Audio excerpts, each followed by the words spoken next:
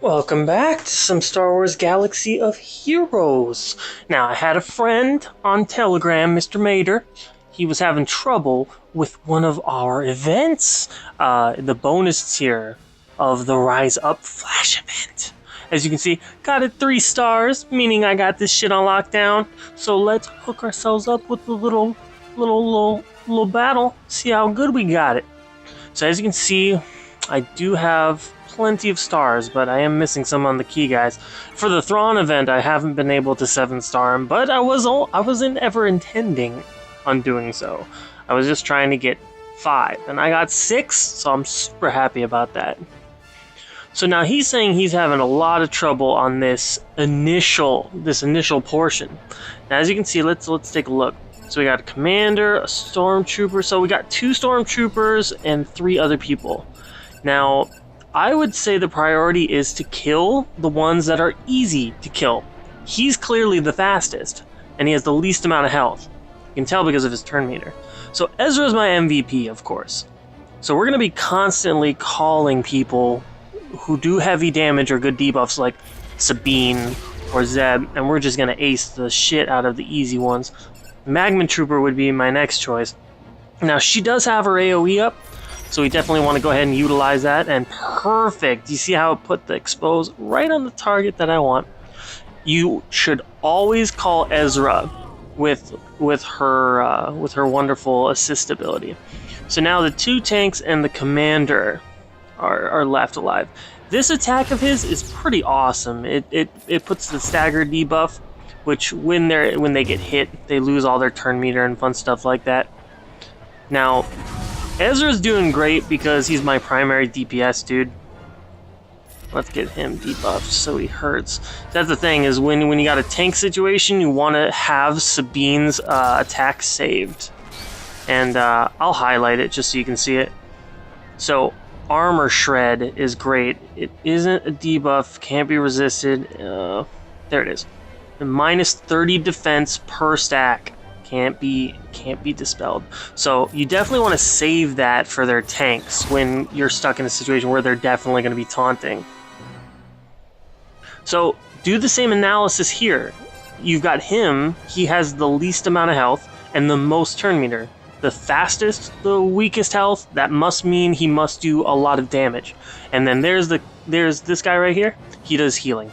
So first things first though, we need to destroy this, because that'll give a nice AoE damage to everybody.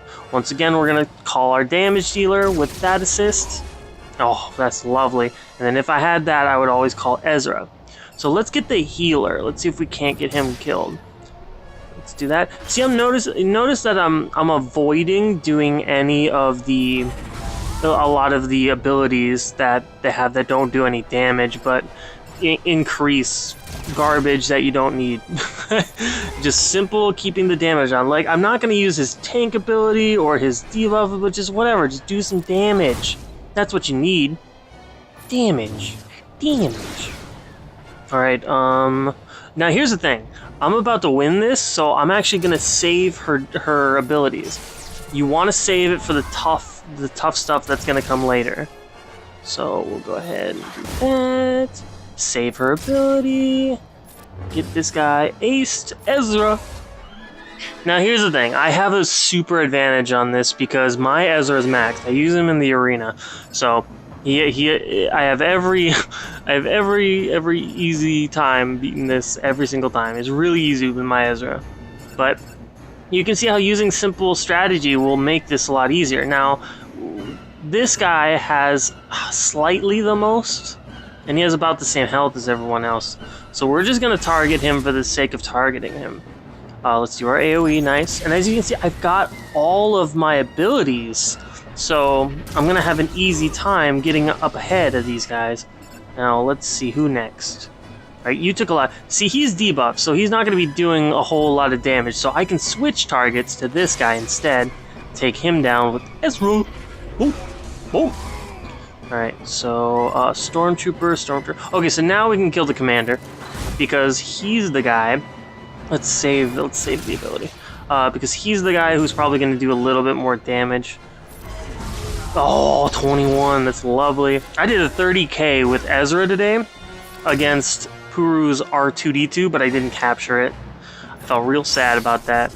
As you can see, I just had a super easy time with this fight. It wasn't hard because I got my Ezra. My Ezra's tough. But if you just plan your abilities out in an intelligent manner, you should be able to handle it. So, I'll tell you, this Flash event has been really cool. I mean, just today, from that tier, I was able to get one of the Omegas. And I need plenty of those because I'm switching them around my entire fleet. See, in the arena, a little update. As you can see, I run Jedi, and I do really well in the arena. I've been 3 for about like 20 hours now. I just sit there, and it's because I've got good relationships with the people in the arena, and I have a strong team. It's also unique, so people aren't building to defeat my specific team because I don't have the same team as everyone else. Everyone's building teams to beat Wedge. Everyone's building teams to beat this and that and the other thing.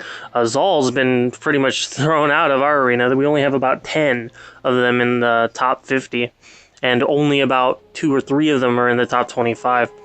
So I stick to my Jedi, and I do really well with them. But my fleet, you know, I do well with it. Like I said, like I do get whatever rank I want, but I'm going a completely new route. I got my favorites here. I'm gonna go about it in a very unique fashion.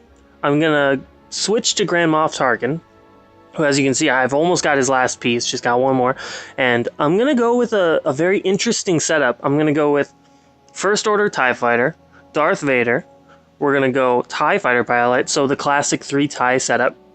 Then you need like a tank and something else. So I'm gonna use Biggs, but I'm also gonna use Plo Koon as a starter, and I never see anybody do that. I like to try unique orientations with teams, and Plo Koon will keep me ahead of other Tarkin teams because there's tons of them right now.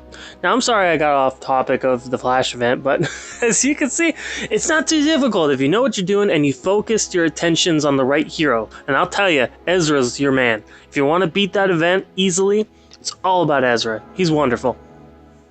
So this is going to be my new fleet. If you got any comments about how it may work, as you can see, I'm planning my reinforcements to be Darth Maul, Boba Fett, and Ahsoka. As much as I'd love to start Boba Fett, he is my favorite hero in the fleet for sure. He's my favorite. But I'm gonna have a different setup for my starting 5 and see where it goes from there. Everyone's telling me, yeah, use 5s, so that once you call Maul, he becomes a tank. But that's the thing, I detest 5s in the space in Fleet Arena. And it's not because he's terrible, because to be honest, he's not. He's extremely tanky. He's like the tankiest hero in the fleet. But it's that variable where he gives the opponent turn meter that I've been able.